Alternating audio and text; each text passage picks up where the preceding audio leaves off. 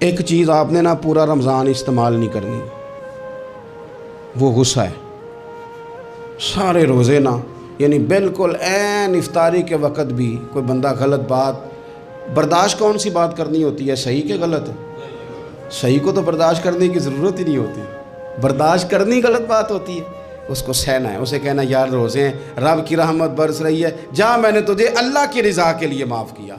اور ذہن میں حدیث رکھنی ہے کہ حضور نے فرمایا تو رب کے بندوں کو معاف کر، اللہ تجھے معاف فرمائے گا۔ رمضان شریف میں اور سعادت کے ساتھ اور پیار کے ساتھ، اور غیبت نہیں کرنی کسی کی بھی، کسی ادارے کی نہیں، کسی بندے کی نہیں، غیبت نہیں کرنی۔ آپ کو حدیث میں ملے گا کہ نبی پاک علیہ السلام نے کچھ بیویوں سے کہا تھا کہ تم نے تو روزہ توڑ دیا ہے اور تم نے حلال کے ساتھ رکھا تھا، حرام کے ساتھ توڑ دیا۔ یا رسول اللہ کس طرح؟ فرمایا غیبت نہیں کی تم نے، مردہ بھائی کا گوشت نہیں کھایا، یہ بہت بڑا جرم ہے، اس سے بچنا ہے۔